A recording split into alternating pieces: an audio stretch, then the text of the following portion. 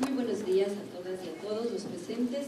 La carrera de Pedagogía de la Lengua y la Literatura y el área de Lengua tenemos el agrado de presentar la conferencia Condicionantes fonológicos de la segmentación auditiva del continuo sonoro. Saludamos la presencia de la carrera de Pedagogía de los idiomas nacionales y extranjeros multilingües.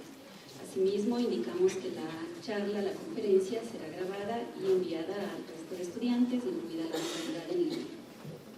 La exposición está a cargo del profesor José María Lahoz Bengoechea. Él es profesor de Fonética y Fonología en la Universidad Complutense de Madrid.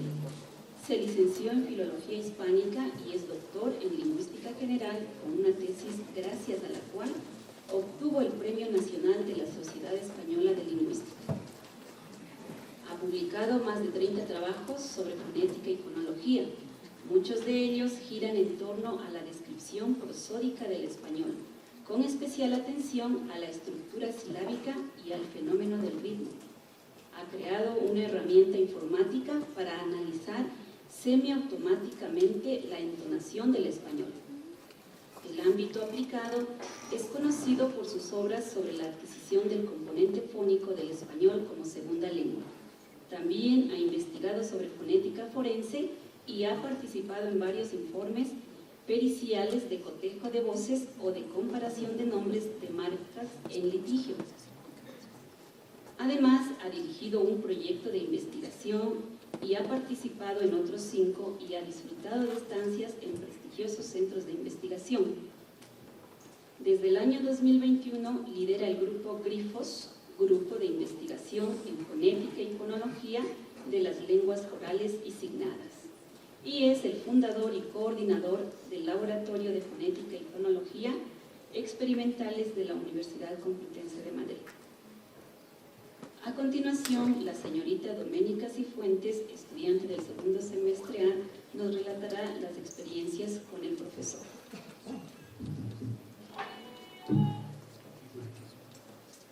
Es un honor darle la bienvenida a este evento tan especial. Quiero empezar agradeciendo profundamente la presencia de nuestro distinguido profesor de Fonética y Fonología, José María Lahoz. Gracias por estar aquí y por compartir con nosotros su invaluable conocimiento y experiencia. Quisiera también destacar lo enriquecedor que ha sido compartir el aula con 2 profesores de diferentes nacionalidades. Tener la oportunidad de aprender de José María Lahoz desde su perspectiva española y de nuestra querida profesora ecuatoriana Maggie Rea ha sido una experiencia verdaderamente única. La diversidad en sus enfoques y métodos de enseñanza nos ha brindado una visión más amplia y profunda de la fonética y fonología. Las clases de José María Lahoz nos han permitido sumergirnos en la riqueza del acento y la entonación del español peninsular, mientras que las clases de la profe Maggie nos han ofrecido una comprensión integral del español en el contexto latinoamericano. Esta combinación de perspectivas no solo ha enriquecido nuestro aprendizaje, sino que también nos ha demostrado la belleza de la diversidad lingüística y cultural. Hemos podido comparar y contrastar diferentes acentos, dialectos y enfoques pedagógicos, lo que ha ampliado nuestro entendimiento y apreciación del idioma español a todas sus variantes. Gracias a ambos profesores hemos tenido la oportunidad de vivir una experiencia educativa inigualable y que nos prepara para ser profesionales más completos y conscientes de la riqueza de nuestra lengua. A continuación, mi compañera Melanie Bisuete de tercero D.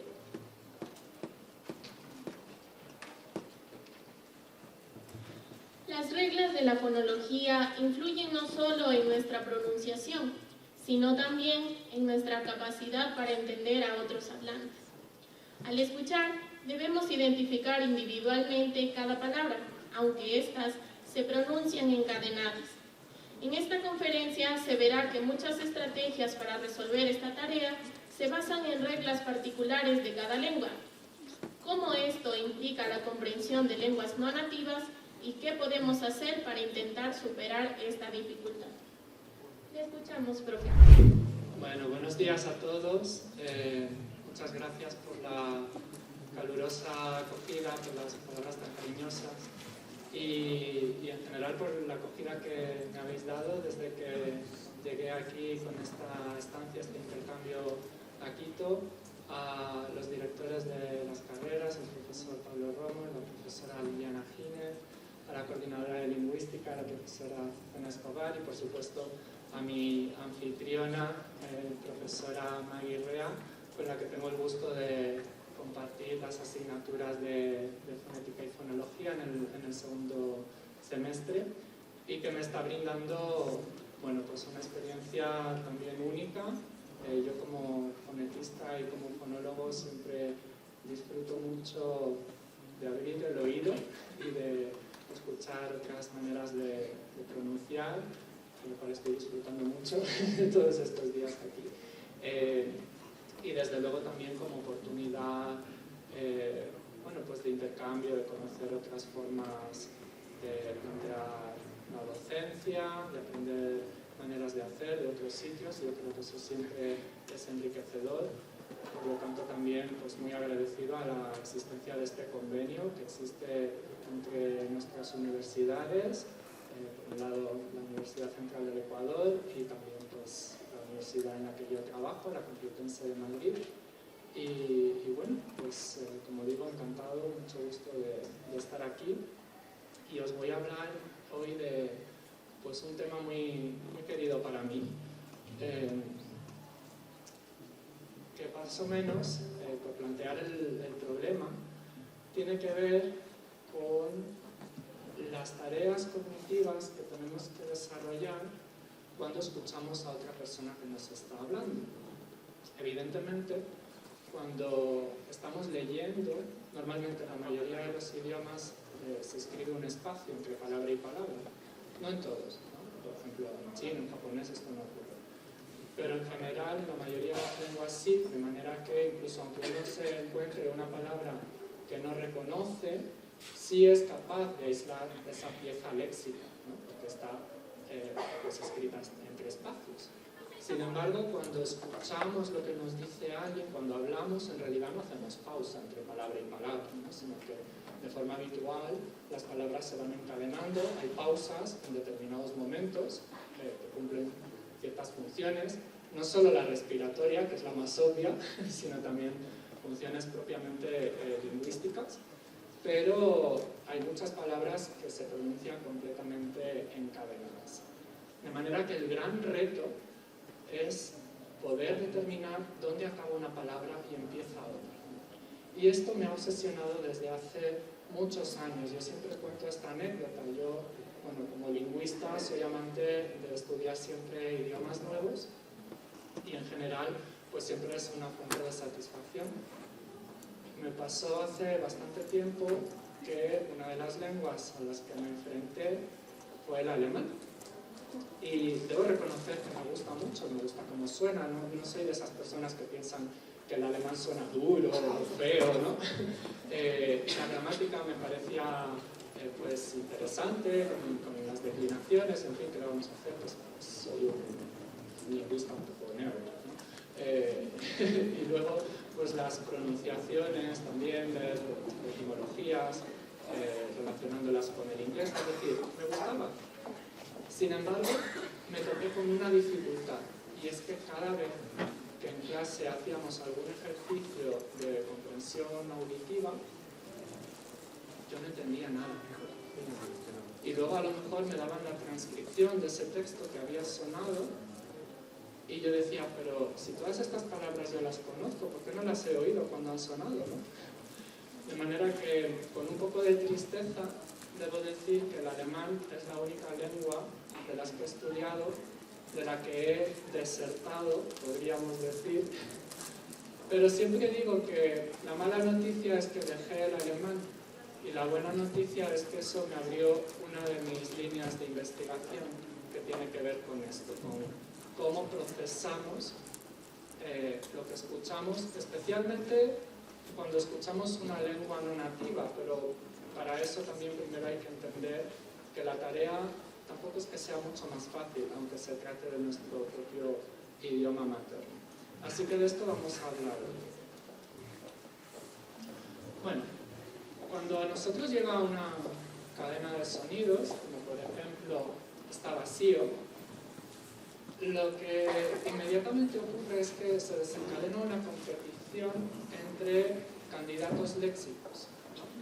Y yo puedo empezar a reconocer determinadas piezas. Por ejemplo, bueno, en esa secuencia de sonidos podría pensar que está pues, la forma del verbo está. También reconozco va, como del verbo ir, por ejemplo. Pero claro, esto me dejaría sin asignar sí o, ¿no? Porque sí o no es nada. Entonces, esta hipótesis no me sirve. Por lo tanto, de forma concurrente, en competición, también puedo intentar hacer la segmentación de esta otra forma. Estaba, que reconozco que eso puede ser también pues, una forma del imperfecto, del verbo estar, pero de nuevo sigue quedándome en sí o sin asignar, por lo tanto no me sirve esta solución. Hasta que por fin, bueno, parece que llego a está pasivo, ¿no? Desde luego, una de las reglas que rigen esta competición es que todos los segmentos de la cadena tienen que quedar asignados a una palabra, pero luego además también aquí surten efecto lo que se llaman los efectos de frecuencia, es decir, que yo les voy a dar más peso a aquellos candidatos que sean palabras habituales del idioma, ¿cierto? Y a su vez, si los competidores también son bastante frecuentes, pues eso va a crear una mayor pugna, mientras que si los competidores son menos frecuentes, en principio yo pues, voy a terminar considerando el ganador aquella palabra que tenía más peso, aunque siempre hay otros factores que entran en consideración. Entonces, llamamos acceso al léxico en general todos esos procesos cognitivos que se desencadenan cuando intentamos recuperar palabras de nuestro diccionario mental.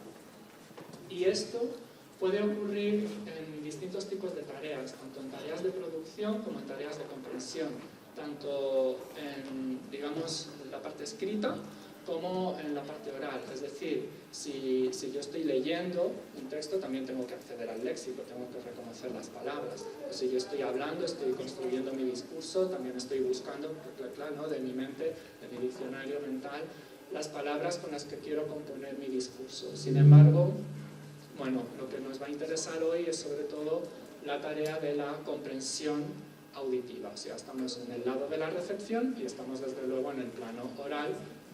Bueno, pues porque para eso me dedico a la fonética y la fonología, ¿no? Entonces, bueno, lo que vamos a ver es cómo hay una serie de puntos preferenciales para el acceso al léxico. Es decir, vamos a ir buscando los candidatos que tienen más peso y ahí es donde voy a cortar, ¿no? Si pensamos en esa imagen que yo ponía al principio de la cadena hablada y la tijera y dónde meter tijera, dónde cortar, pues de eso se trata, de buscar los puntos en los que es más plausible, más probable que acabe una palabra y empiece así. Bueno, entonces vamos a hablar de distintas estrategias que utilizamos para intentar delimitar esas palabras en la cadena hablada. Aquí simplemente presento un guión de las 5 estrategias de las que voy a hablar y a continuación las voy a ir desarrollando. Desde luego, las dos más importantes y en las que más me voy a centrar son las dos primeras, entonces a esas les voy a dedicar más tiempo, pero bueno, pues iré señalando cuando salte de una a otra para que quede clara la progresión. Entonces vamos a empezar hablando de las probabilidades transicionales. ¿Y esto qué es? Bueno, yo pregunto, si yo os dijera, ¿qué tan probable pensáis que es, después de que oigáis la sílaba gran, que oigáis la sílaba de? ¿Es muy probable? ¿Poco probable? ¿Cómo veis? Bastante probable, ¿no? Yo diría. Okay. Ahora, si después de la sílaba K viniera la sílaba gran, ¿cómo de probable pensáis que es esto? Poco probable, ¿no? Desde luego mucho menos que la anterior. Podríamos pensar en una secuencia como boca grande, ¿no? Es decir, la secuencia K seguida de gran es posible que aparezca en el discurso cuando da la casualidad de que yo he juntado pues, dos palabras, una que termina en K y otra que empieza en gran.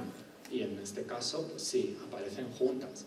Sin embargo, gran y de van a ir juntas pues siempre que aparezca la palabra grande, evidentemente, porque forman parte de la misma unidad léxica.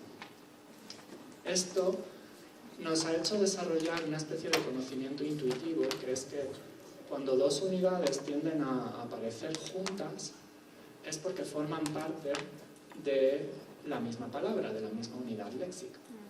En cambio, cuando la probabilidad transicional se llama, ¿no? Es decir, la probabilidad de que después de una aparezca la otra, es mucho más baja, lo interpretamos como la existencia de una frontera de palabras.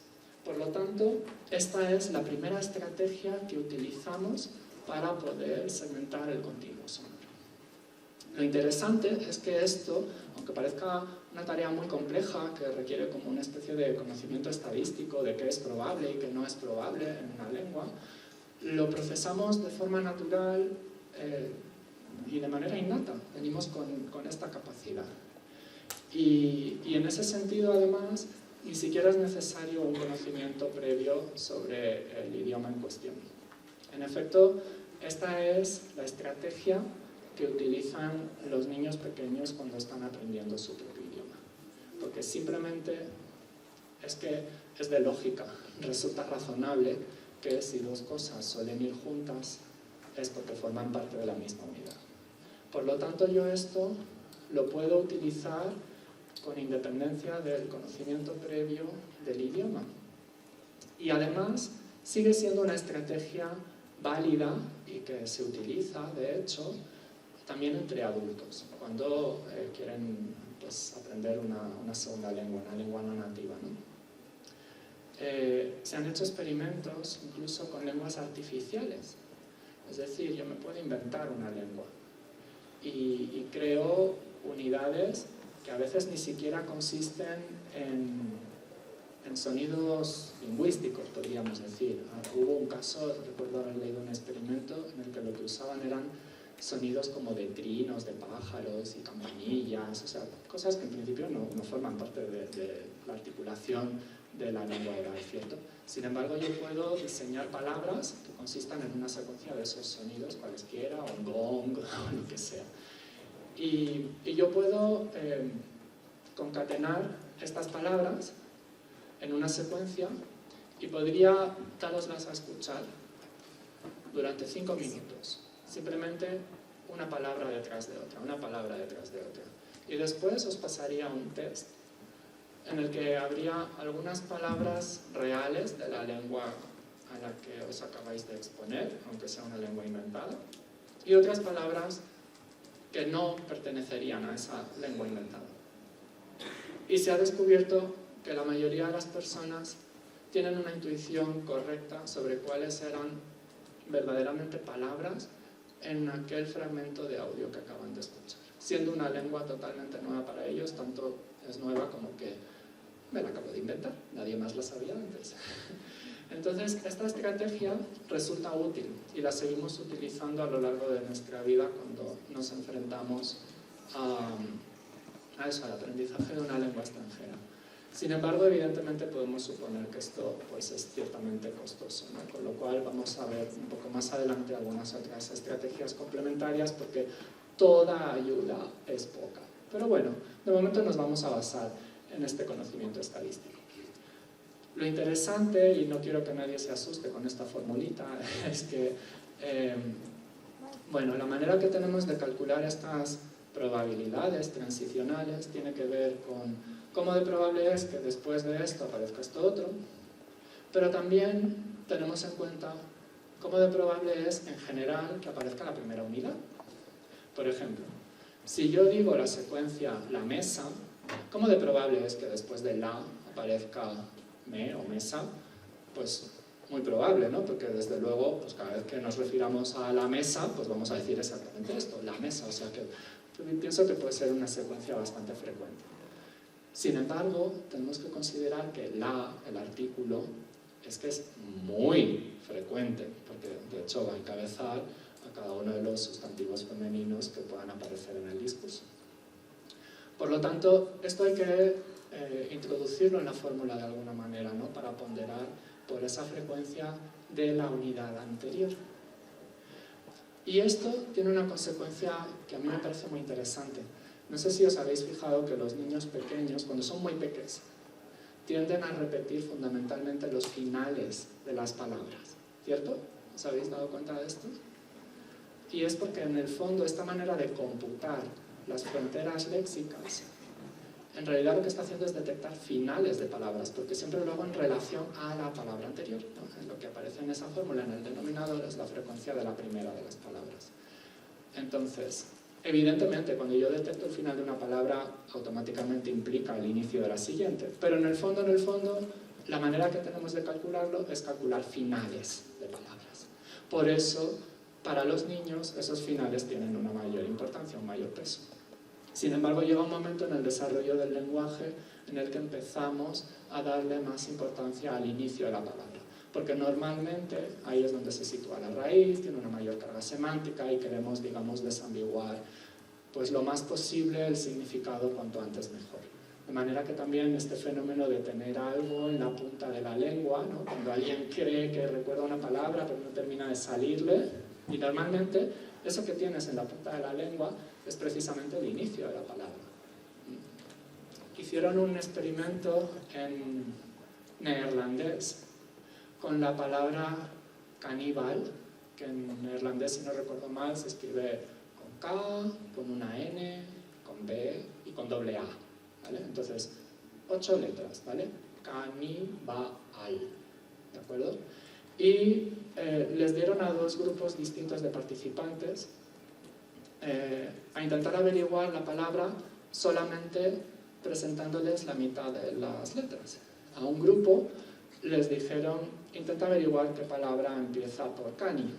Bueno, hay que decir que en neerlandés la única palabra que empieza por cani es caníbal. Pero también la única palabra que termina por bal es caníbal. Sin embargo, aquel grupo de participantes que tenía que averiguar la palabra que empezaba por cani acertó correctamente que se trataba de caníbal. Y en cambio aquellos a los que les pidieron averiguar qué posible palabra terminaba en bal no fueron capaces de detectar que se trataba de caníbal. Porque al final, cuando ya somos adultos, a lo que damos un mayor peso en el acceso al léxico son los inicios de palabra.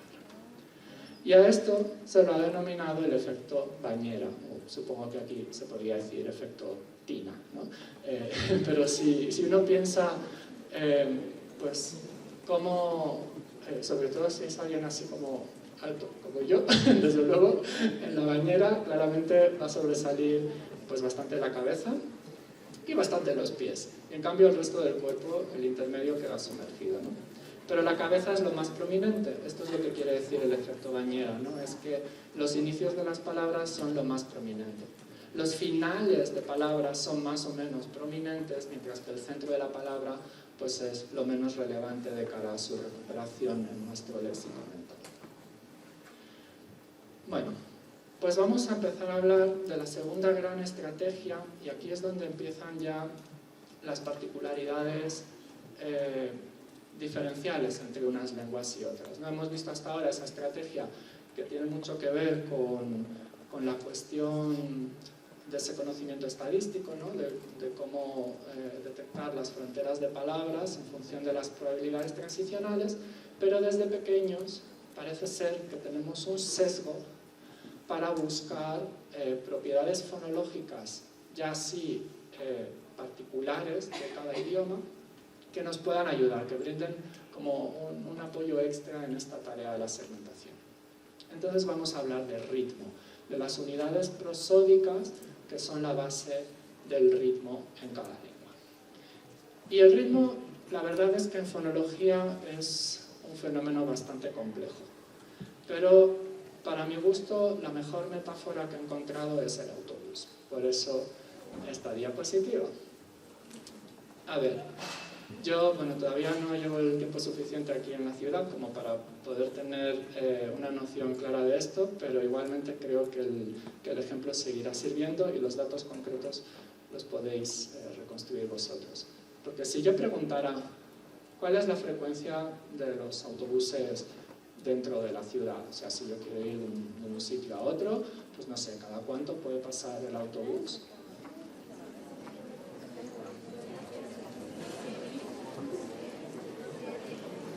Bueno, no he oído la respuesta correcta, que por otro lado me da curiosidad genuina, así que luego alguien por favor me la diga.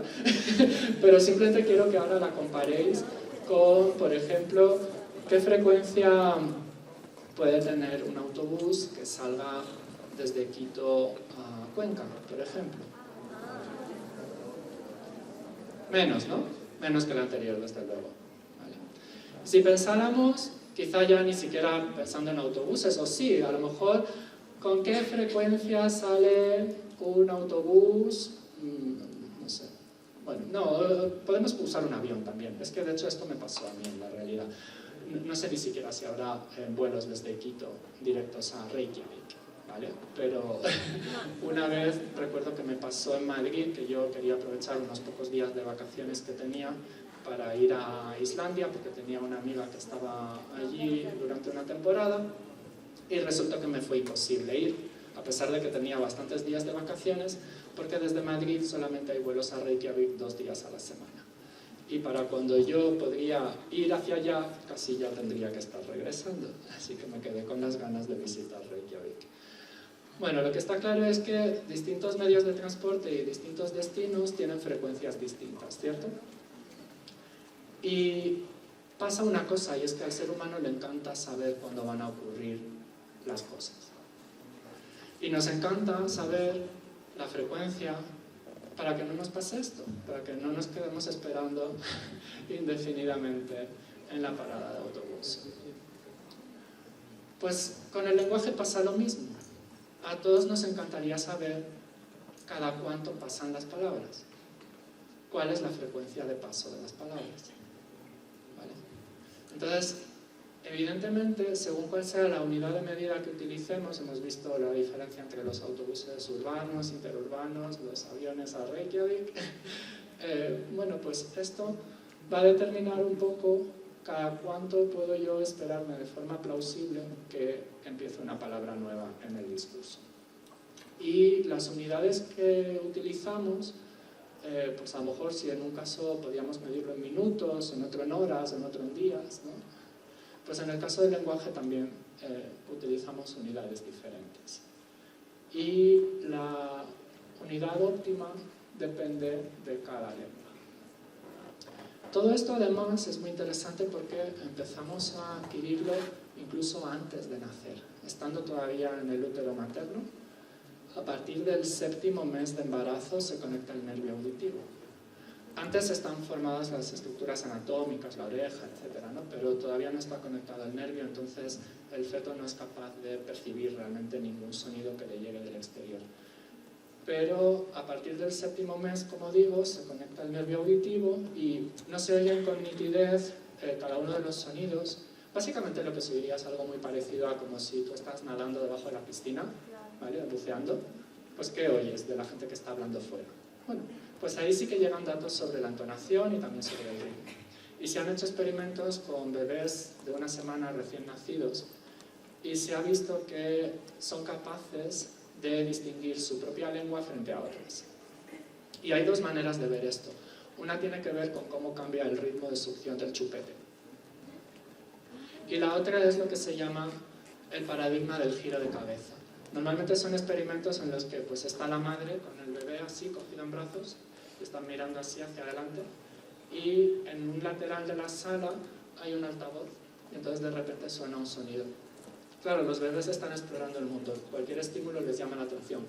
Hay que decir que no por mucho tiempo, porque la capacidad de concentración no es muy grande todavía, pero lo primero que van a hacer es mirar y decir, uy, esto que suena ahí, ¿qué es? Yo tengo que saberlo todo, ¿no? Entonces, lo que se ha visto es que dura menos tiempo la fijación de la mirada cuando se trata de la propia lengua, porque de alguna forma piensan que eso es un estímulo ya conocido. Eso lo reconocen y les dedican menos atención, mientras que cuando se trata de una lengua novedosa, pues ahí sí que le prestan más atención.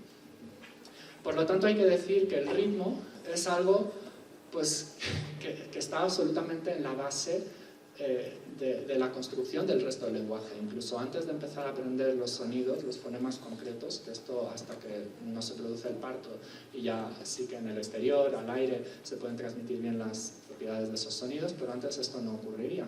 El ritmo está en la base, es fundamental, y por eso también es tan difícil modificar este hábito cuando nos enfrentamos al aprendizaje de una segunda lengua. Y no solo por eso, es que también, por ejemplo, el ritmo no conlleva un significado propio. No es como la entonación. Si yo subo la entonación, esto puede ser una pregunta, si la bajo es una afirmación, etc., ¿no? El ritmo no significa nada. Y como no significa nada, pues nos resulta menos relevante, le prestamos menos atención, ¿vale? Sin embargo, bueno, pues en realidad es algo, como vemos, que es muy crucial, ¿no? Porque está en la base de la construcción del lenguaje. Y el ritmo también es difícil porque se trata de una propiedad compuesta que emerge a partir de la combinación de otras características de la fonología de la lengua, como son la estructura silábica y el acento. Por lo tanto, para aprender bien el ritmo, primero hay que aprender la estructura silábica y el acento.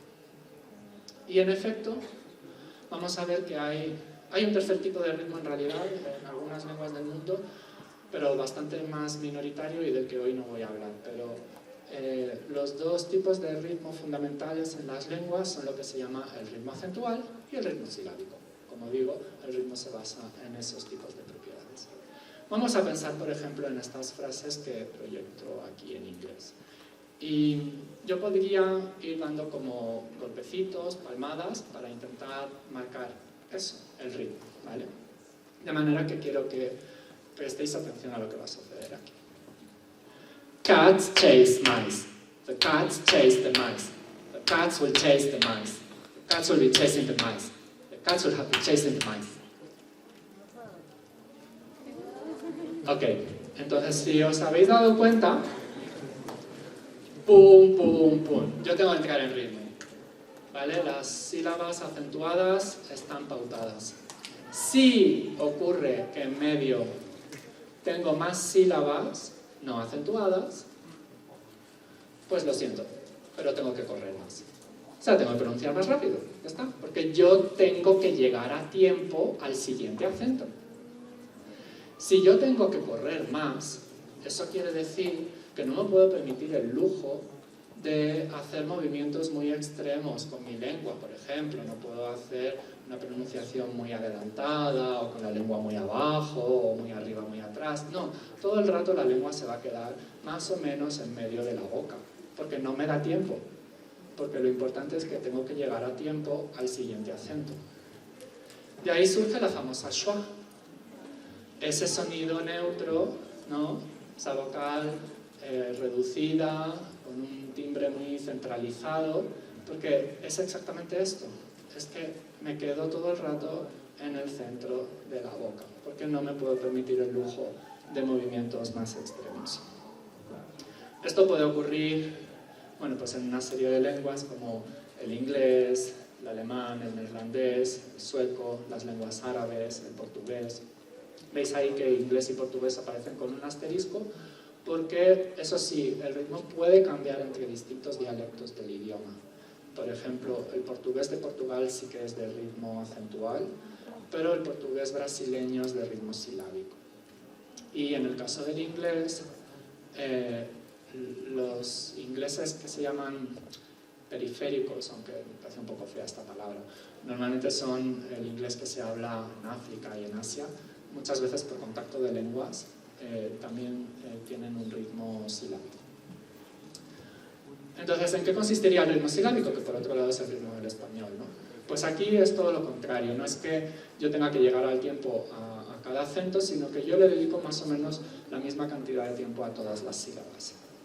Y si tardo más en llegar a la sílaba acentuada, pues me da exactamente igual, porque, total, nadie me persigue, ¿no? Entonces, no tengo prisa, sino que yo le voy dedicando el tiempo adecuado a cada sílaba.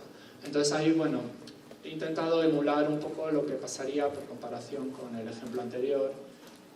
Y si yo en esa última palabra cada vez le añado más sílabas, pero siempre el acento queda al final, ¿de acuerdo? Pues simplemente lo que va a ocurrir es que voy a tardar más tiempo en llegar a ese acento y no pasa absolutamente nada. Esta sería la característica, por ejemplo, de lenguas como el español, el francés, el griego, el italiano, el coreano, el chino, ¿vale? Bueno, ¿cómo esto repercute a nuestra manera de segmentar el continuo sonoro y detectar los inicios de palabras? Pues esto es muy interesante porque aquí hubo una serie de experimentos de Ann Cutler y sus colegas en los que se vio lo siguiente. Por ejemplo, en las lenguas de ritmo acentual, es decir, la unidad que supone la base del ritmo es el pie acentual. Si yo hago una tarea que se llama de word spotting, ¿vale?, de localización de palabras ocultas dentro de secuencias sin sentido, bueno, pues lo que ocurría era que los oyentes eran más capaces de detectar la presencia oculta de la palabra mint del inglés, en el caso de una secuencia sin sentido como mintage, que en el caso de mintave. ¿Por qué? Porque en mintage esa segunda vocal es una vocal reducida, es una schwa, por lo tanto todo junto forma un único pie, mientras que en mintave la segunda vocal es una vocal plena, forma pie por sí misma, y entonces hay una ruptura de pies, de manera que era más difícil, tardaban más tiempo en reconocer la palabra mint cuando estaba dividida entre dos pies. Y esto demostró que efectivamente en las lenguas de ritmo acentual el pie es la unidad que utilizamos para segmentar el continuo sonoro. En cambio, ¿qué pasó en las lenguas de ritmo silábico? El experimento original que se hizo, esto ya se conoce siempre como el paradigma de Palacio Palmera, pero en realidad la lengua sobre la que primero se estudió fue el francés. Esto fue un experimento en el año 81 por Meller y sus colegas, en los que les pedían a los participantes que apretaran un botón cuando escucharan en una secuencia de palabras y por fin llegara a una palabra que empezara con una determinada secuencia que ellos le pedían, ¿no? Entonces, cuando la secuencia que tenían que detectar era pa, pues yo qué sé, igual escuchaban fenêtre, ¿no?, ventana, pues no le daban al botón, menos mal. Luego escuchaban palaz y le daban. Escuchaban palmier, también le daban, pero tardaban más. En cambio, cuando la secuencia que tenían que reconocer era pal, eran más rápidos reconociendo pal en palmier que en palaz. Y es cierto que palaz también empieza por pal, pero no coincide la estructura silábica. De manera que en las lenguas cuyo ritmo se basa en la sílaba, se ha visto que es precisamente esta unidad, la sílaba, la que nos permite segmentar el continuo sonoro para ser más eficientes. Somos más rápidos si nos basamos en la sílaba, porque de alguna manera podemos decir que esa unidad está mejor adaptada a las propiedades fonológicas del idioma y por lo tanto es un recurso más eficaz a la hora de intentar segmentar. Y intentar utilizar una unidad en la lengua equivocada lo único que va a producir son quebraderos de cabeza, como me pasó a mí con el alemán. Bueno, ¿cómo podríamos hacer para trabajar esto? Porque claro, al final esto es un problema en la adquisición de segundas lenguas, ¿no? Yo, por ejemplo, suelo dar clases de español como lengua extranjera fundamentalmente a alumnos estadounidenses. Y en este caso, algunos de los ejercicios que yo uso con ellos tiene que ver con poner una secuencia primero de vocales. A mí me gusta poner siempre palabras de estas que tienen 5 vocales, como murciélago, etc., pero esto no es que sea necesario, simplemente porque me apetece jugar. Pero entonces yo les pongo, por ejemplo, la secuencia A-U-E-I-O. Y entonces les pido, a ver chicos, pronunciar. Y todos hacen A-U-E-I-O, ningún problema. Las dicen perfectas las vocales.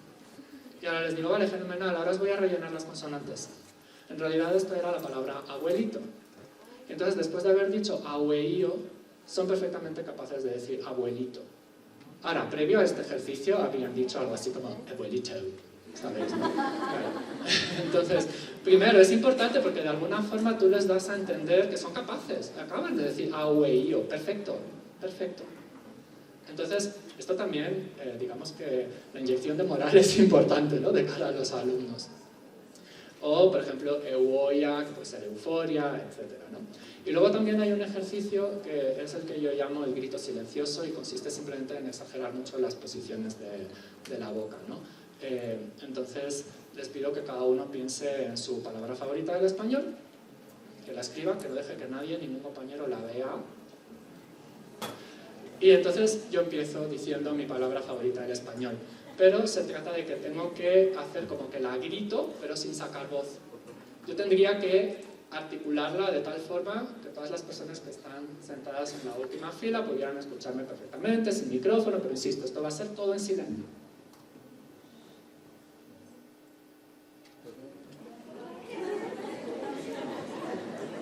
Es verdad que la distancia visual aquí quizá no ayuda tanto, porque bueno, hay muchas claves que se podrían ver en mi boca, pero bueno, imagina que alguien detecta, genial, la palabra favorita de José María es relámpago. Vale. Y entonces esa persona saldría aquí y diría también su palabra favorita. Claro, aquí se trata de que hay que exagerar las articulaciones, porque si yo dejo todas las vocales reducidas como harían los estadounidenses, digo... Claro, esto no hay quien lo entienda, ¿no? Entonces hay que exagerar, poner bien las posiciones de la boca. Evidentemente, si yo le dedico el tiempo suficiente a hacer una A, que se vea bien que es una A, una O, que es una O, etc., automáticamente le estoy teniendo que dedicar más tiempo a esas vocales, no las puedo reducir. Es una manera bastante eficaz de intentar reducir la tendencia al ritmo acentual por parte de estos estudiantes, para que al final les dediquen más o menos el mismo tiempo a todas las sílabas. ¿Qué pasaría en el caso inverso? ¿Vale? Si tenemos que enseñar inglés, por ejemplo, como segunda lengua, y pues lo que tenemos que enseñar es a reducir esas vocales. Aquí es muy importante, por ejemplo, nunca enseñar las palabras de forma aislada. Hay muchas palabras que inherentemente no tienen acento, por ejemplo las preposiciones, etc. Ahora, si yo, por ejemplo, en clase, yo como alumno hispanohablante, le pregunto a mi profe de inglés, profe, ¿cómo se dice la preposición a? Y me dice, to. Y a partir de ese momento yo digo cosas, bueno, en el mejor de los casos voy a decir algo así como I am going to Quito, ¿vale? Si no es que digo I am going to Quito, ¿vale? Pero fijaos que estoy diciendo to con una U como un castillo, ¿vale? Cuando en realidad en inglés eso no se pronuncia así, porque eso es una preposición, no tiene acento, por lo tanto reduzco la vocal, y cuando yo introduzco esa preposición en el discurso, en realidad va a sonar como una schwag, de manera que voy a decir más bien algo como Quito. Y además a mí me sale el flap, porque mi modelo es el inglés americano, ¿vale? Bueno, entonces eso es fundamental para enseñar a reducir las vocales, ¿vale? Que nunca enseñéis las palabras de forma aislada, sino siempre introducidas en un contexto. Bueno, paso al siguiente, tercer bloque de estrategias que podemos usar para buscar fronteras de palabra, ¿vale? Y esto tiene que ver con las restricciones fonotácticas. ¿Eso qué significa? Significa que somos conscientes, mejor dicho, no hay una consciencia, pero sí sabemos de forma intuitiva cuáles son las secuencias de sonidos posibles o imposibles dentro de una palabra, simplemente porque ya nos hemos expuesto al idioma. Por ejemplo, puede ocurrir que en español haya palabras que tengan una sílaba terminada en S. También podemos tener sílabas que empiecen por che. Sin embargo, en español no hay ninguna palabra que tenga dentro de la misma palabra una sílaba acabada en S y la siguiente empezando por che. Es decir, no me puedo encontrar la secuencia sch dentro de la misma palabra. Sí puedo a través de frontera de palabras, cuando yo junto pues, las piezas léxicas adecuadas y digo, por ejemplo, que quiero más chocolate, ¿vale? O hablo de los chicos que hay allí sentados o lo que sea. En este sentido es diferente al inglés, por ejemplo, aunque se escribe con TI, pero bueno, es eso por el mala ortografía que ya ellos se apañen. Pero en realidad, una palabra como question, ¿vale? Yo sí que tengo la secuencia de S seguida de che. Entonces, hay lenguas en las que una determinada secuencia de sonidos sabemos que es imposible dentro de una palabra, y esto nos está ayudando a marcar que en español, cada vez que yo oiga meto tijera, aprovecho la oportunidad, ahí acaba una palabra y empieza la siguiente, que esta es la tarea que estamos intentando resolver, ¿no? Que ya vemos que es muy difícil y que toda pista es bienvenida. Si en este caso la pista viene de esa secuencia de sonidos, pues bienvenida. Esto se ha demostrado en un estudio de Al-Yasser en el 2008, que es beneficioso enseñarlo explícitamente a los alumnos, ¿vale? Es decir, si yo les explico a los estudiantes de una segunda lengua, la que sea, que cada vez que oigan esta secuencia eso significa o implica una frontera de palabras, poco a poco se ha visto que con tareas de intentar escuchar audios y detectar esas secuencias y luego reconocer que efectivamente siempre correspondían con frontera de palabras, eso ayuda a mejorar la rapidez con la que luego se producen los procesos de comprensión auditiva, ¿no? Esto es para que nadie diga luego, no, es que, por ejemplo, los hispanohablantes habláis muy rápido.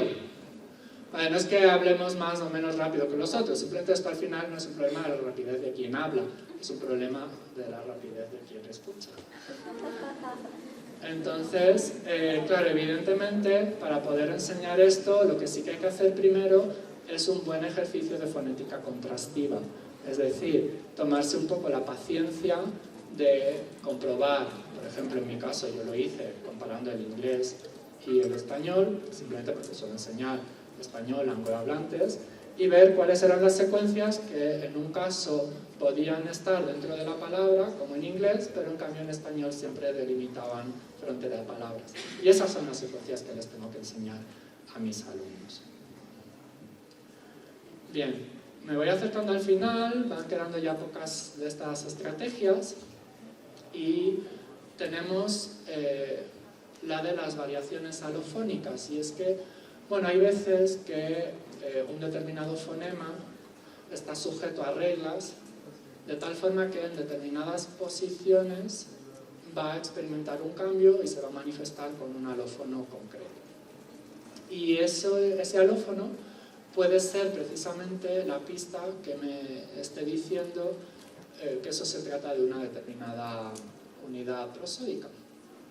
Por ejemplo, en inglés, los fonemas oclusivos sordos, PTK, se pronuncian con distensión aspirada, PTK, ¿vale?, cuando están en inicio de pie. Y ya hemos visto la importancia del pie en inglés, porque cuando hemos hablado del ritmo hemos visto que justamente el ritmo se basa en el pie y que eso me ayuda a detectar posibles inicios de palabras, ¿no? Desde luego, no todos los inicios de pie van a ser un inicio de palabra, pero por lo pronto estoy descartando muchas otras opciones, o sea, no pierdo el tiempo en buscar inicios de palabra donde no sea que primero hay un inicio de pie, ¿no? Porque el pie está como incrustado en la palabra. Esto sería como un juego de muñecas rusas, ¿no? Iríamos de sílaba, pie, palabra, ¿vale? Entonces, un inicio de palabra siempre tiene que ser un inicio de sílaba, un inicio de palabra siempre tiene que ser un inicio de pie, ¿cierto? Por lo tanto, si yo descarto aquellas P, T y K que no sean inicio de pie, directamente ahí es que ni siquiera hago el intento de ver si hay un inicio de palabra o no. Podríamos ver esto como sucede, por ejemplo, con las palabras polite, ¿vale?, donde ahí tengo esa P con distensión aspirada porque es inicio de pie, y en este caso además coincide que es inicio de palabra. Es cierto que también puedo tener algo como apologize, ¿vale?, donde tengo un inicio de pie, mala suerte, en esta ocasión no era inicio de palabra, pero bueno. Pero desde luego no pierdo el tiempo en intentar averiguar si hay una palabra que empiece en la P de aperture, ¿vale?, porque esa P no tiene distensión aspirada, no es inicio de pie, ¿vale? Habría que ver en cada caso cuáles son las reglas alofónicas de cada idioma que me permiten detectar determinadas posiciones en la estructura jerárquica de la prosodia. Y esto, pues también, igual que antes con las restricciones fonotácticas, se ha visto que es algo que merece la pena enseñar explícitamente y que los alumnos de idioma extranjero lo estudian. ¿Y cuál es la última estrategia? Bueno, pues hemos intentado encontrar los inicios de palabra delimitándolos por abajo, con las unidades inferiores, con la sílaba, con el pie. Pero ahora vamos a intentar hacer un sándwich con la palabra, ¿vale? Y también delimitándola por arriba con la unidad superior, que es lo que se llama el sintagma fonológico. Los sintagmas fonológicos, en cierto modo, son parecidos a los sintagmas de la sintaxis, o sea, son agrupaciones de palabras, aunque siguen algunas reglas de formación ligeramente distintas a las de la sintaxis, pero podríamos pensar que son más o menos equivalentes, de una extensión más o menos similar, etc. Y lo que ocurre es que en los finales de los sintagmas fonológicos siempre se produce un alargamiento. Si yo detecto esa frontera final del sintagma, por implicación, por este juego de las muñecas rusas, ¿no? De las matrioshkas, una muñeca de madera metida dentro de otra cada vez más grande, por implicación yo sé que si esto es un final de sintagma fonológico, necesariamente es un final de palabra, ¿no? Entonces, claro, si pensáis en lo que veíamos al principio de la competición de candidatos, cuando explicaba lo de está vacío, cuando detectamos que esto es un final de sintagma fonológico, allí me obliga a terminar de resolver cualquier competición pendiente que hay entre candidatos léxicos, porque yo sé que eso obligatoriamente tiene que ser además un final de palabra. Por lo tanto, estos alargamientos finales que hacemos de manera inconsciente también son cruciales, son de vital importancia para reconocer fronteras de palabras. Y esto tiene mucho que ver con un estudio que estoy dirigiendo actualmente y del que os quiero hablar un poco y ya con esto concluir. A los alumnos de las clases en las que he estado visitando ya les he hablado un poco de esto, pero bueno, quiero volver a contarlo aunque sea brevemente para todas las personas presentes. Esos alargamientos finales se producen de una forma particular, como exagerada, en el caso del habla dirigida a niños. ¿Os habéis fijado que cuando les hablamos a los niños pequeños siempre ponemos como vocecitas? ¿Vale? Y que distorsionamos, amplificamos así, es como ¡ay, pero qué bien, mi peque! No sé qué, y hacemos estas cosas así. Bueno, pues se ha descubierto que esa manera de hablar cumple 3 funciones. La primera de las funciones es captar la atención del niño, que no es poco. La segunda función, todavía incluso yo diría más importante, es poder comunicar el afecto, porque de esa manera lo que estamos es poniendo de manifiesto nuestro cariño, o también pues hay veces cuando hay un enfado con el niño, todo lo que son las actitudes, estados de ánimo se ven amplificadas también con esta manera de pronunciar y de entonar. Pero además se ha descubierto que esta manera de hablarles a los niños facilita la adquisición lingüística. ¿Vale? O sea que si alguien estaba pensando, no, yo a los niños no les voy a hablar así como a tontos, ¿no? ¿Vale? Sino que les voy a hablar directamente como si fueran adultos. No, realmente se ha visto que es beneficioso hablarles de esta manera. Incluso se ha descubierto, hubo una tesis doctoral en un centro de investigación en Sydney que descubrió que esta manera de hablar también era beneficiosa para adquirir segundas lenguas en el caso de los adultos. Lo que pasa es que es cierto que nos resultaría seguramente bastante raro si alguien se apunta a una academia para aprender inglés o el idioma que sea y que de repente pues el profesor te esté hablando como ¡ay, pero qué bien has hecho el ejercicio! La verdad que no. Pero supuestamente esto ayudaría a aprender bien el idioma. ¿Y por qué ayuda a aprender el idioma? Porque esa manera de exagerar también lo que produce es un mayor distanciamiento entre los distintos fonemas, de manera que es más fácil percibir la diferencia y por lo tanto también somos más capaces de adquirir cuáles son las características concretas de la pronunciación a las que debo atender para decirlos correctamente. También una de las cosas que se exagera son esos alargamientos finales a los que me refería anteriormente, ¿vale? De manera que esta manera de hablar favorece el procesamiento lingüístico, porque estoy poniendo más de relieve donde se encuentran las fronteras de los sintagmas fonológicos y por lo tanto ayuda a ir dividiendo más eficazmente el discurso para encontrar las fronteras de palabras. Y esta manera de hablar, además, es distinta entre unas lenguas y otras, porque si yo lo que quiero es facilitar la adquisición lingüística, lo que ocurre es que aquellas características que son relevantes en los diferentes idiomas, pues también pueden ir variando, incluso dentro de un mismo idioma. Las maneras en las que se marcan las diferencias entre fonemas no necesariamente son las mismas. Por ejemplo, en mi variedad de español centro-peninsular, que aquí en Ecuador, incluso por supuesto dentro de Ecuador, en distintas regiones, en distintas ciudades. Entonces, por eso os quería hablar un poco de este proyecto que estoy dirigiendo, porque consiste en documentar las distintas variedades dialectales del español, pero basándonos exclusivamente en muestras de habla dirigida a niños. Porque en esas muestras dirigidas a niños se van a amplificar las características diferenciales. Es decir, es mucho más fácil estudiar qué es lo propio de hablar quiteño, por ejemplo, si vemos qué es lo que ocurre cuando nos estamos dirigiendo a los peques. Entonces, estamos haciendo pues, recopilaciones de audios de personas hablando con niños. Los niños pueden ser de 0 a 6 años de edad, porque bueno, había que poner un límite en algún punto, ¿no?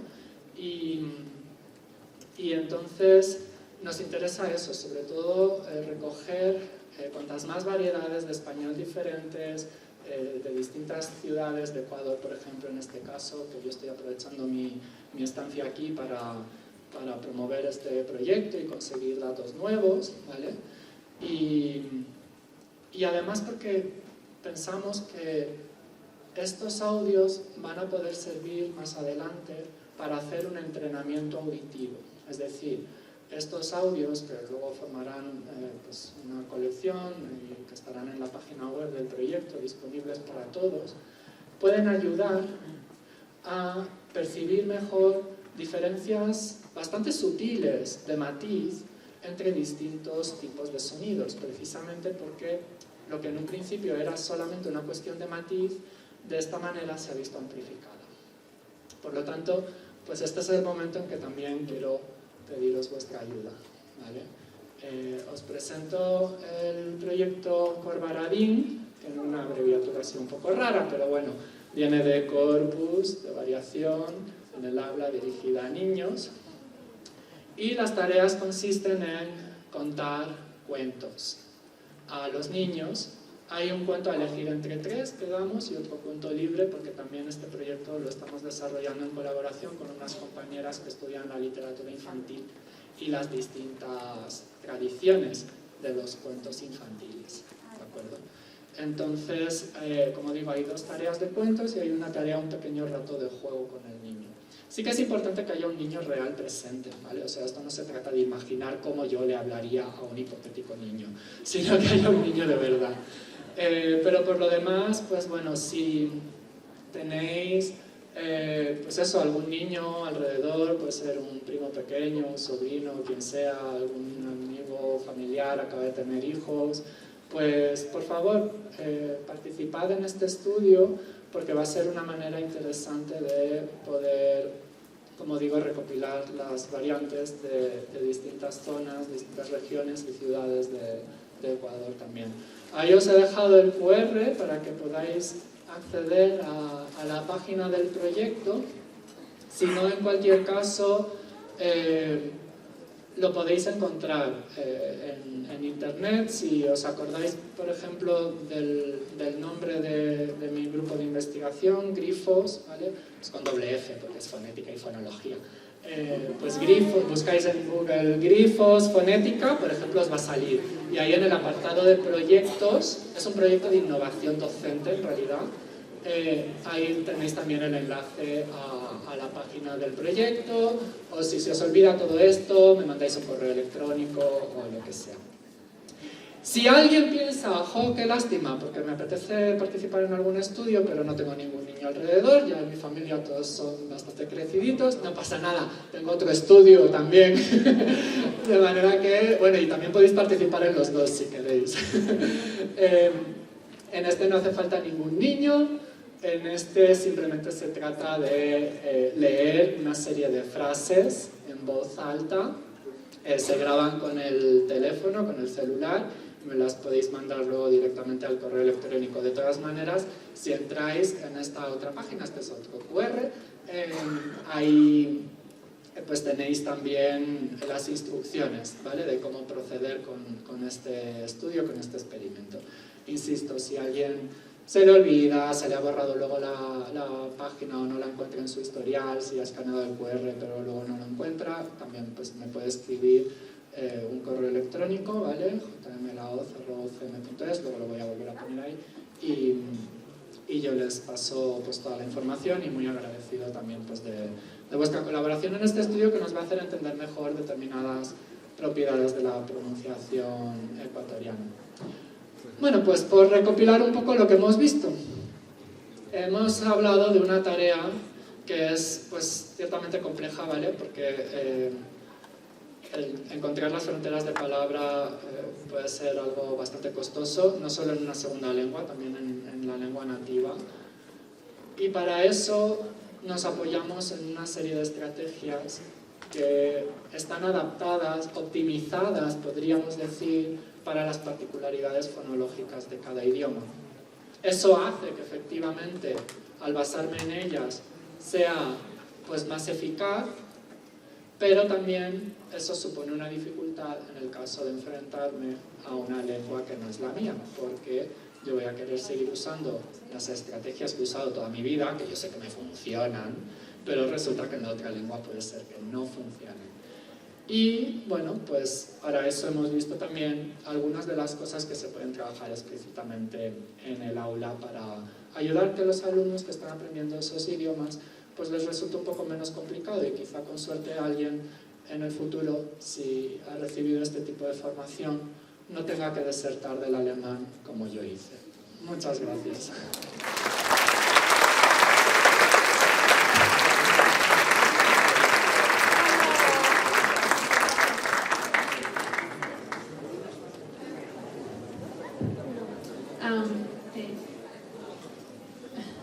Bueno, la pregunta que yo tengo es, ¿cómo se pueden identificar las unidades de ritmo en las variantes dialectales de una misma lengua?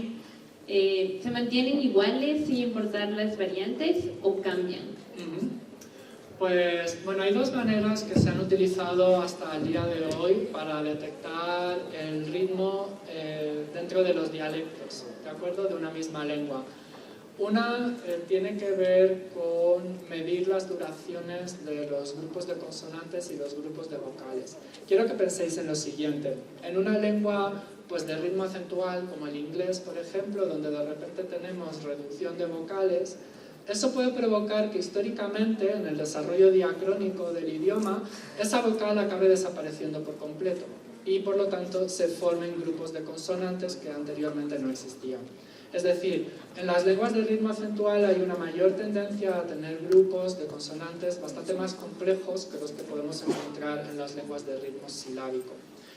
Y por lo tanto podríamos decir que no solo hay una mayor disparidad en las duraciones de las vocales, ¿no?, entre las vocales plenas y las vocales reducidas, sino también entre los grupos de consonantes. Si pensamos en una lengua pues, como el alemán, de nuevo, podemos pensar que efectivamente puede haber muchas consonantes seguidas, pero eso no significa que absolutamente todas las sílabas del alemán tengan 5 consonantes. Adiós, gracias. Entonces, bueno, como hay mucha disparidad, eso situaría a estas lenguas en una especie, si hacemos dos ejes, de cantidad de variación en la duración de las vocales y cantidad de variación en la duración de las consonantes. Pues serían lenguas con mucha variación en los dos, mientras que las lenguas de ritmo silábico tendrían poca variación en los dos. Pero esto es algo que está sujeto a comprobación empírica, por lo tanto yo puedo, en distintos dialectos del mismo idioma, hacer el mismo estudio, y puede ocurrir que aunque esté dentro del mismo cuadrante, sí que haya pequeñas diferencias, ¿no?, de uno a otro. Sería ya un caso extremo en el que salte al otro tipo de ritmo, en el que de repente, por ejemplo, pues como veíamos entre el portugués de Portugal y el de Brasil, en principio deberían aparecer en los cuadrantes opuestos. Y luego también podemos hacer los experimentos más de tipo psicolingüístico, como los que he mencionado del Palacio Palmera o de las palabras ocultas en secuencias sin sentido como la de Mintesh. Y eso va a delimitar de una forma bastante inmediata cuál es la unidad prosódica que están usando esos hablantes, oyentes, deberíamos decir mejor en este caso, para segmentar el continuo sonoro. Y eso nos va a dar la pista de cuál es la base de su ritmo.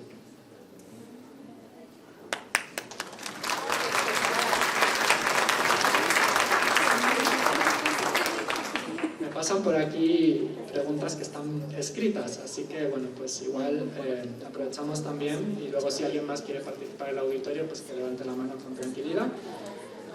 A ver, la siguiente pregunta. Ah, perdón, ya tenía el micrófono. Pues adelante, y luego voy con los papelitos.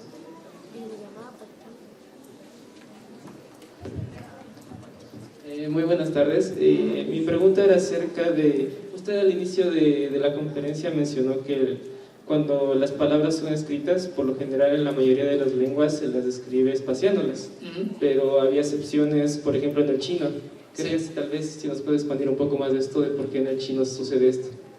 Bueno, eso tiene que ver simplemente con una costumbre de lo que es la tradición gráfica. En realidad, pues de nuevo también, aunque yo no me dedico a estudiar los procesos de lectura, sino los de audición, pero entiendo que el procesamiento en el fondo también requiere un mecanismo más o menos parecido. Es que si yo voy leyendo una serie de caracteres chinos, en el momento en que completo una palabra, pues pongo una frontera, ¿no? Aunque no haya un espacio, pero reconocen la pieza léxica. Otra cosa es que también puede haber competidores, ¿no? Es que un mismo carácter, un ideograma, de repente pueda estar formando parte de una palabra compuesta con el previo o con el siguiente, y ahí va a ocurrir como algo parecido a lo que he explicado en el caso de está vacío, ¿no? Es que simplemente al final pues vamos a tener que ver qué es lo que tiene más sentido en el contexto de esa frase, y sobre todo que al final no quede ningún ideograma sin adscribir o sin asignar con sentido a alguna palabra. ¿Cómo hago? ¿Hay más preguntas? ¿Un micrófono por ahí y dejamos los papeles para el final? ¿Os parece?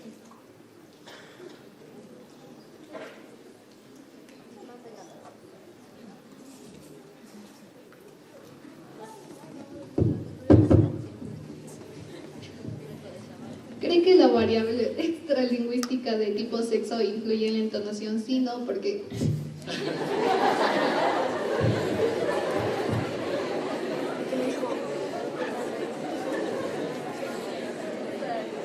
Bueno, puede influir, desde luego. A ver, la respuesta sobre todo es que depende del idioma, ¿vale? Es decir, hay algunas lenguas en las que sí que hay claramente una diferenciación por sexo, y los patrones entonativos que usarían los hombres no son los mismos que las mujeres. Y en ese caso, claro, uno tiene que aprender cuál es el patrón que corresponde a cada uno y, en principio, pues ceñirse a ello, y sería una variable que ayudaría, ¿no? O sea, tendría un papel sociolingüístico muy potente en ese caso. En las lenguas en las que esto no ocurre, simplemente lo que sí que hay en principio es una variación del promedio tonal. Simplemente esto es por una cuestión biológica, fisiológica, ¿no? Que es que las cuerdas vocales de hombre son más gruesas, son más largas, y entonces vibran más despacio porque hay que poner una mayor masa en movimiento, y esa menor velocidad de vibración conlleva un tono más bajo, más grave. Y evidentemente, si escuchamos a una persona hablar, normalmente por su tono de voz, por su promedio tonal, podemos identificar su género, ¿no? Pero, bueno, hay veces que puede dar lugar a confusiones, desde luego, también, y en cualquier caso, eso sería simplemente una función extra lingüística, ¿no? de la entonación en ese sentido, porque lo que hace es permitir delimitar una característica preexistente del hablante antes al propio hecho del habla, ¿vale? Pues en este caso si se trata de un hombre o una mujer, pero no tendría un valor lingüístico en sí mismo, ¿no?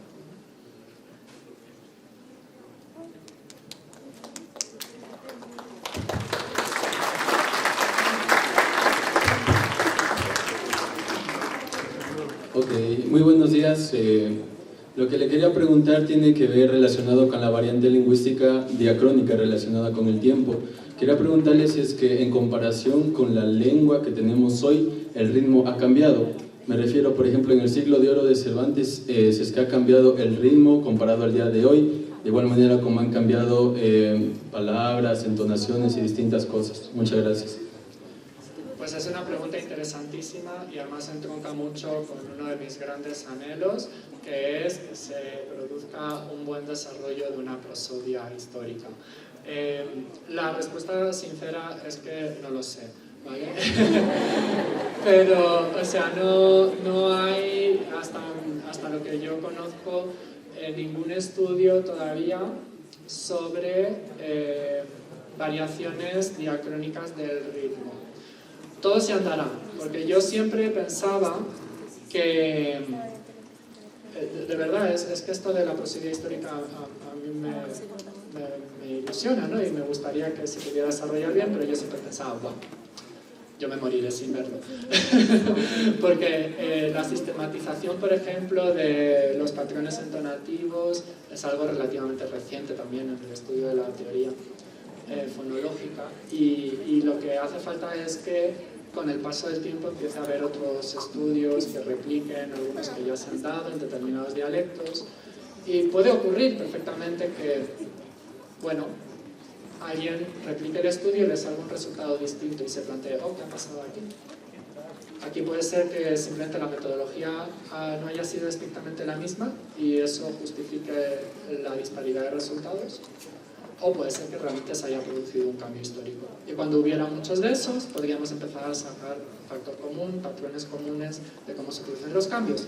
Bueno, pues debo decir con gran alegría, bueno, en realidad esto no es alegría, pero que ya me puedo morir, porque ya ha ocurrido. Estuve en marzo en unas jornadas de lingüística, de fonética experimental en la Universidad de Salamanca, en España, y uno de mis colegas que visitaba desde la Universidad de Vigo, en Galicia, ha hecho un estudio sobre las variaciones diacrónicas, pero en la entonación, no en el ritmo. Por eso digo, y sigue siendo estrictamente cierto, que con sinceridad del ritmo no puedo responder. Pero sí que en la entonación está empezando a haber, ¿de acuerdo?, estudios, y este colega mío lo que hizo fue algo muy inteligente, que es ver qué pasaba con el canto gregoriano. Porque parece ser, esto yo no lo sabía, claro, mi primera impresión de hecho fue pensar, bueno, en el caso del canto, pues la entonación está sujeta a la melodía que paute la canción, pero parece ser que en el canto gregoriano específicamente la melodía se supedita a lo que sería la entonación habitual del habla. Por lo tanto, sí que es un buen instrumento para intentar reconstruir cómo se entonaba en épocas pasadas. Y gracias a eso hizo una comparación también de distintos patrones entonativos en los distintos lugares donde se habla español, y pudo reconstruir que en latín las interrogativas seguramente no tendrían un patrón ascendente al final, sino un patrón descendente, por ejemplo. O sea que sí que se están empezando a hacer pequeñas cositas en esa línea, pero bueno, falta bastante todavía, eso es cierto.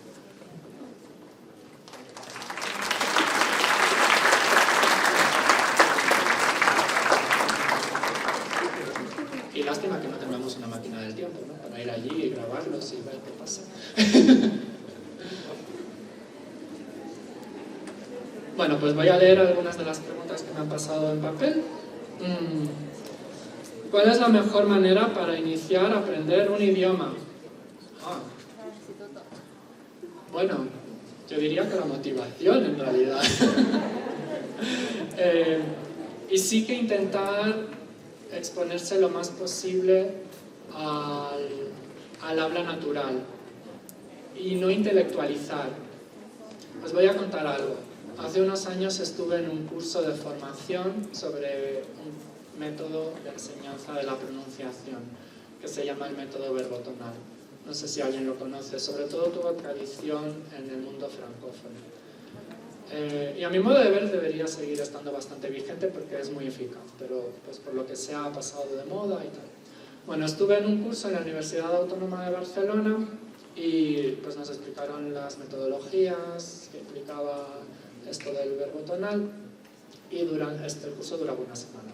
Y durante 2 de las mañanas teníamos una cosa que ellos llamaban la experiencia de inmersión en lengua desconocida. Y entonces nos dieron a elegir entre ruso y chino. Pues yo elegí chino, sin tener ni idea de chino, porque esa era la gracia, ¿no? Era inmersión en lengua desconocida. Y entonces el profesor llegó, proyectaba unas diapositivas que se veían unas imágenes, más o menos tú entendías la situación comunicativa y él decía pues la frase que fuera.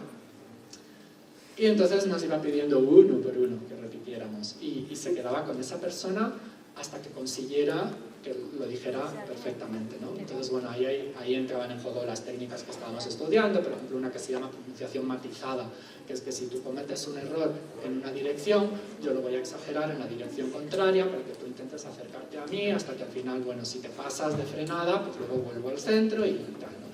Evidentemente para esto hay que tener muy buen oído, o sea que en realidad para ser profesor de idioma hay que entrenarse auditivamente, ¿vale? Ahí aprovecho para hacer una pequeña cuña publicitaria, pero podéis entrar en mi canal de YouTube, tengo una serie de vídeos de entrenamiento auditivo. Bueno, entonces a lo que iba. Lo interesante fue que el segundo día llegó el profesor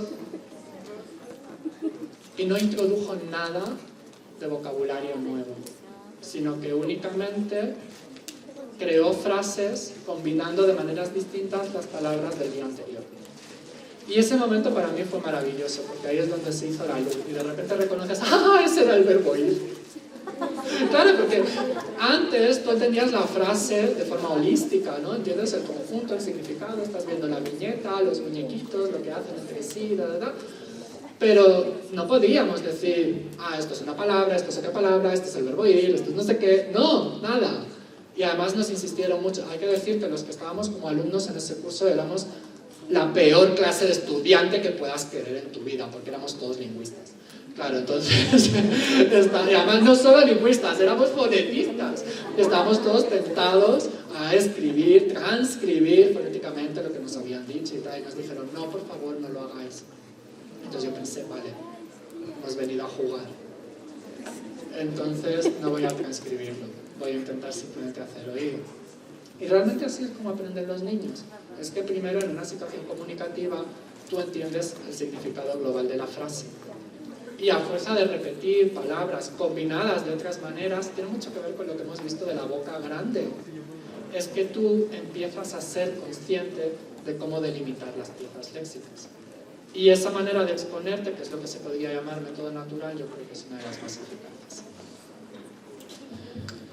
¿Qué tipo de ritmo tiene el coreano? Silábico, claramente. Entonces, un alargamiento siempre va a ser un final de palabra. Normalmente sí, en prosodia los alargamientos siempre indican finales de constituyentes, pero normalmente constituyentes a partir de la palabra hacia arriba. O sea que en general sí podríamos decir eso. Evidentemente, a ver, no puedo poner la mano en el fuego, no vaya a haber un caso de un tipo de énfasis, algo raro, ¿no? Que pueda estar en medio de palabra, pero por lo general sí va a coincidir.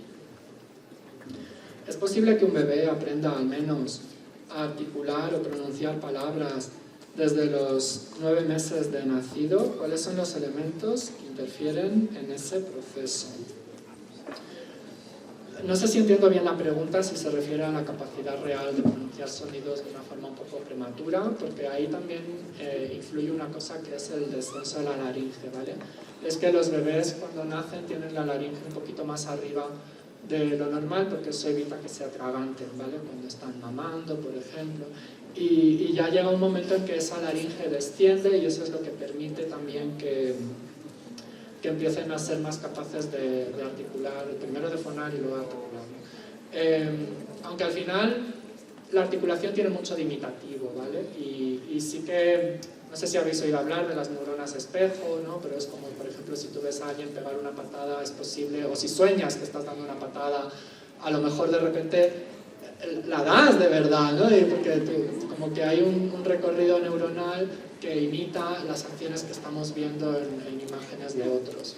Y eso permite que los bebés empiecen a imitar los sonidos que están escuchando por parte de los adultos que los rodean. Pero sí que es cierto en ese sentido, por ejemplo, y se ha visto la comparación, que los bebés son más capaces de empezar a hablar, por ejemplo, lenguas de signos antes que lenguas orales, pero es por esto que digo del descenso de la laringe, ¿vale? O sea que hay pequeños signos manuales que sí van a estar capacitados de articular sin problema en una edad algo más temprana. Lo que pasa que luego, evidentemente, a menos que el niño esté criado en un entorno signante, porque su familia sea sorda o lo que sea, o el niño sea coda o tal. Coda es hijo de padres sordos, pero que el niño sea oyente. Pero si no, en general, el ámbito que lo rodea es oyente y acaba tomando primacía la lengua oral.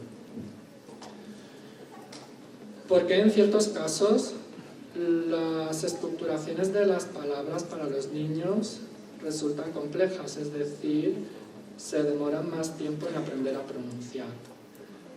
Bueno, esto evidentemente hay personas que pueden ser un poco más prematuras en el desarrollo lingüístico, otras un poquito menos, pero normalmente, a menos que haya como realmente algún impedimento real, algún tipo de patología del habla quizá, pero sin pensar en nada tan drástico.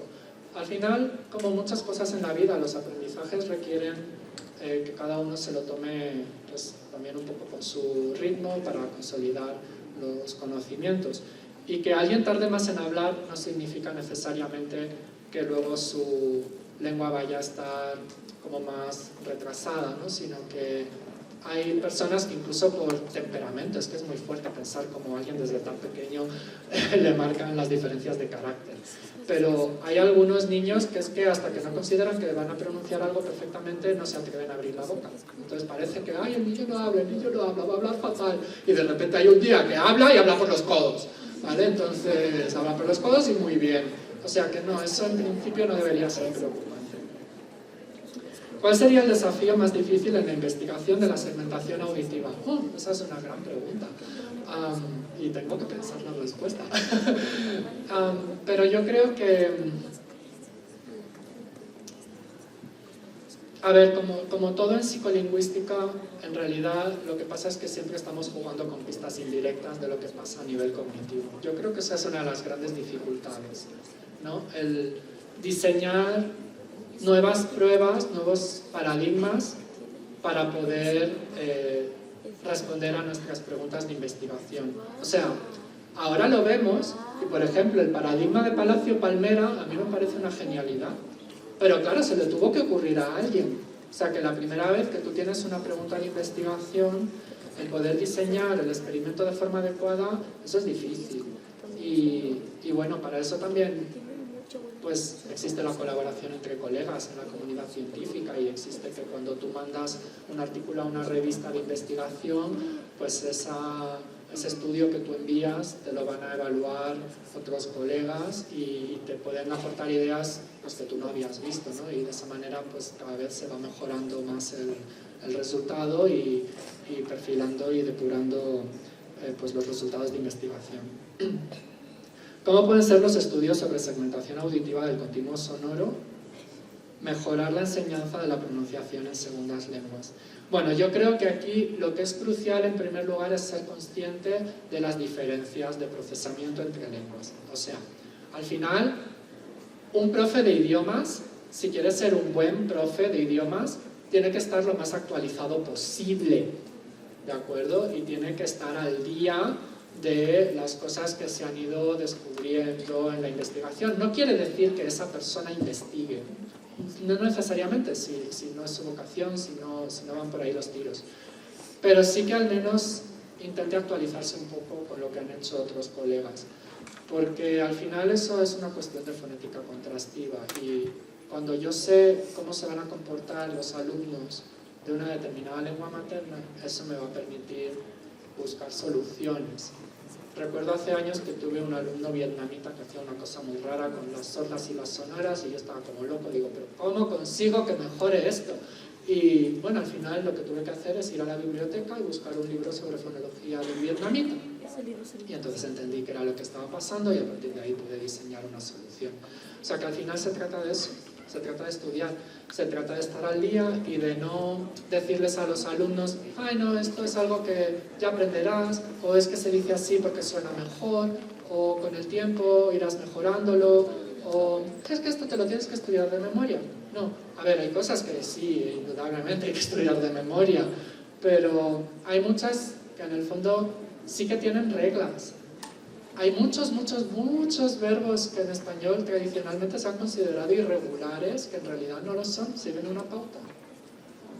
Y al final, cuando yo me he encontrado estudiantes a los que les he explicado esto y les he dicho, no, mira, la regla era así, dicen, pues si me lo hubieran explicado a tiempo me habría ahorrado horas y horas de estudio, de listas, de conjugaciones, de verbos.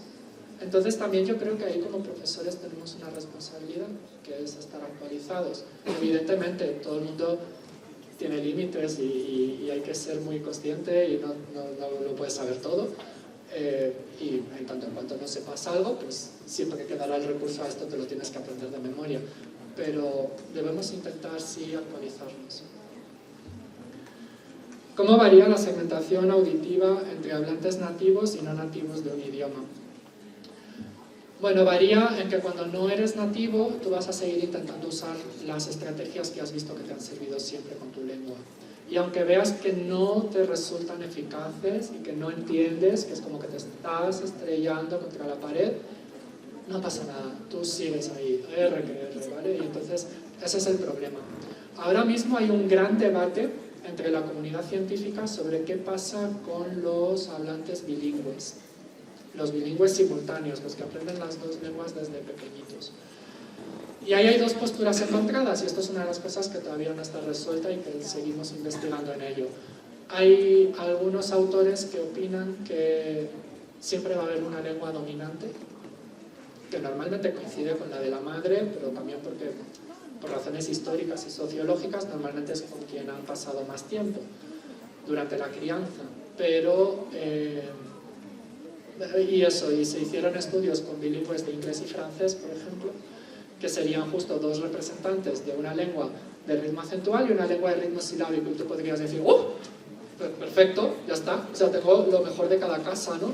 Me quedo con los dos, he aprendido los dos ritmos. Y algunos estudios parecen indicar que no es posible, que siempre va a haber uno dominante, que lo único que puedes hacer es aprender a inhibir la estrategia rítmica de tu lengua dominante, que ya sería un avance, o sea, es no seguir insistiendo en usar esa estrategia aunque no te dé resultado, por lo menos vamos a dejar de usar una estrategia rítmica que, oye, tenemos otras, para eso hemos visto muchas, ¿no?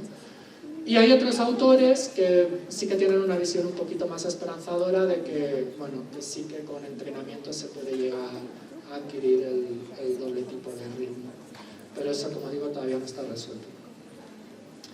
¿Cómo la fonología podría estudiar la dislexia? Uy, pues ahí me pillas, la verdad, porque sinceramente no he trabajado mucho sobre la dislexia. Entiendo que tiene sobre todo que ver más con una cuestión de que las personas con dislexia no son capaces en el momento de ver que algo está mal escrito. O sea, su mente lo reconstruye. No sé si, seguro, porque esto ha circulado desde hace mucho tiempo además, este típico ejemplo así como chistoso de que puedes reconocer palabras aunque todas las letras estén desordenadas, aunque simplemente con tal que la primera y la última coincidan. Me imagino que muchos lo habéis encontrado a lo largo de la vida, ¿no? Hay camisetas incluso de esto y todo. Bueno, pues yo creo que tiene un poco que ver con eso, es que al final reconocemos también las palabras de forma holística. Y en el caso de los disléxicos, hasta donde yo entiendo o sé, es que no se dan cuenta de que están trastocadas las posiciones de las letras, o que hay una B en lugar de una V o tal. A mí esto me preocupa como docente porque yo insisto mucho a mis alumnos en la importancia de la ortografía. Y entonces, claro, me cuestiona, ¿no? ¿Qué pasa? Sí, porque hasta ahora no me he encontrado el caso, pero lo he planteado en foros con otros profesores. ¿qué pasaría si de repente un día me llega un alumno que es disléxico y me dice, no, pero es que mira, es que conmigo la ortografía no me la puedes juzgar así de duramente porque claro, es que soy disléxico? Y yo pienso, vale, sí, o sea, por un lado voy a intentar evidentemente tener en consideración la situación de esta persona, hacerle una adaptación educativa en la medida de lo posible, pero por otro lado es que va a ser un profesional de la lengua y va a ser un docente y tiene que saberse las reglas. Entonces lo que me han sugerido es, y es lo que pienso hacer cuando me encuentre el caso, si llega un momento, que supongo que algún día llegará, es preguntarle la regla de memoria, digamos. O sea, eso sí puede justificar que esa persona haya aprendido que no, esta palabra se debería escribir así o asado. Luego yo me he confundido al escribirla y es que no lo he visto porque soy disléxico, pero por lo menos te puedo justificar que la regla me la sé. Pienso que esa podría ser una buena solución. Hablarle a un niño de manera condescendiente puede afectar la percepción que el adulto tiene de sus propias habilidades de comunicación. Al adulto, pues no lo sé, dependerá del adulto, supongo. Pero a mí me parece que esta manera de hablarles a los niños sale de una forma bastante espontánea. Y por lo tanto, bueno, como que no...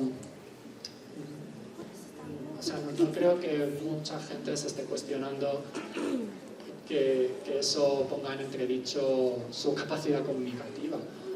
Sí me he encontrado eso, con algunos que han pensado, no, yo a mi hijo le voy a hablar como un adulto desde el principio, y que cuando luego han descubierto los beneficios del habla dirigida a niños han dicho, oh no, ¿por qué hice eso? Pero, bueno, no sé, supongo que eso cada persona se lo tendrá que hacer mirar, pero no debería afectar. ¿Cómo yo, siendo oyente, puedo captar la información cuando creo que habla demasiado rápido y el mensaje es confuso? Bueno, hay ejercicios específicos para mejorar esa capacidad de procesamiento auditivo. Como he dicho, efectivamente, es cierto que la mayoría de las veces que pensamos que es que alguien habla muy rápido, sobre todo si es que se trata de una segunda lengua, no es por eso, es porque tú oyes muy lento. Pero sí se puede entrenar. Hay un autor que se llama John Field, que tiene varios trabajos sobre esto y tiene algunos manuales, sobre todo de enseñanza del inglés, en los que hay ejercicios específicos para trabajarlo. Por ejemplo, estaría muy bien trabajar específicamente las uniones de palabras, ¿vale? El word linking, en el caso, por ejemplo, del español o del francés, pues también los fenómenos de enlaces de palabras, ¿no? En español tenemos el desilabeo, tenemos la sinalefa, en francés está la liaison, l'enchaînement, l'élision. Entonces, trabajar eso, por ejemplo, es algo muy eficaz. Acostumbrar a los alumnos, yo por ejemplo con mis alumnos estadounidenses lo hago, es que se acostumbren a aplicar las reglas del resilabeo y de la sinalefa, porque en inglés no se hace, en inglés no se unen las palabras de esa manera. Y eso, de alguna forma, en español oculta o desdibuja los lugares donde empiezan las palabras. Porque precisamente lo que estamos intentando es soslayar una situación que se intenta evitar en muchas lenguas, que es que haya una palabra que empiece por vocal. Entonces, por eso la pronunciamos unida a la palabra anterior y es como, pues parece que ya no hubiera ninguna palabra que empieza por vocal. Y claro, es que lo hemos hecho adrede, hemos desdibujado el inicio de la palabra, entonces eso dificulta el procesamiento auditivo y la segmentación a los no nativos. Pero enseñar esas reglas explícitamente puede ayudar. Y por último, ¿por qué cree que Latinoamérica perdió el acento de España? Bueno, pues esto es tónica general de cualquier lengua. O sea, las lenguas evolucionan históricamente, se van diversificando los dialectos. No solamente es que Latinoamérica haya perdido el acento de España, es que incluso dentro de España hay muchos acentos, hay muchas maneras de pronunciar y bueno, cada uno se va conformando en su propia comunidad de habla pues la manera que se considera prestigiosa en cada momento, ¿vale? Entonces, bueno, pues eso es una tendencia natural de las lenguas. Y esa es una riqueza del idioma, que haya muchas maneras distintas de hablar y de pronunciar. Pues nada, pues creo que entonces hasta aquí sería todo. Muchas gracias a todos por el interés.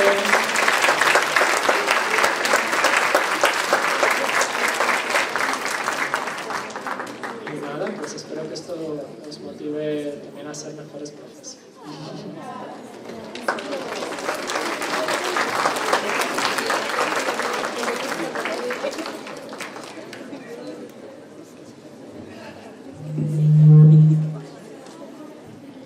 Distinguidas autoridades, docentes y compañeros, antes de concluir nuestra sesión de hoy, quiero expresar mi más sincero agradecimiento a todos ustedes por su participación y atención.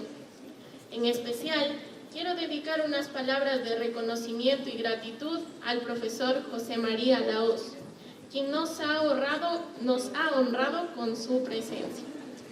Profesor Lahoz, su vasta experiencia y profundo conocimiento en el campo de la fonética y fonología han sido de inmenso valor para nuestra comunidad académica. Su trayectoria en España y ahora en la Universidad Central es una fuente de inspiración para todos nosotros. La claridad y profundidad de sus exposiciones no solo nos han brindado nuevas perspectivas, sino que también han enriquecido significativamente nuestro entendimiento y apreciación de la materia. Agradecemos su generosidad al compartir su tiempo y sabiduría con nosotros. Su compromiso con la educación y la investigación es un ejemplo a seguir y estamos enormemente agradecidos por su contribución a este evento. Esperamos seguir contando con su colaboración y apoyo en futuras ocasiones. Le deseamos mucho éxito en sus proyectos actuales y futuros y confiamos en que su estancia en la Universidad Central del Ecuador continúe siendo tan fructífera como hasta ahora. Asimismo, queremos extender nuestro agradecimiento a la magíster Maggie Rea y a la magíster Azucena Escobar por considerarnos parte de este significativo punto. A todos los presentes, muchas gracias por su atención.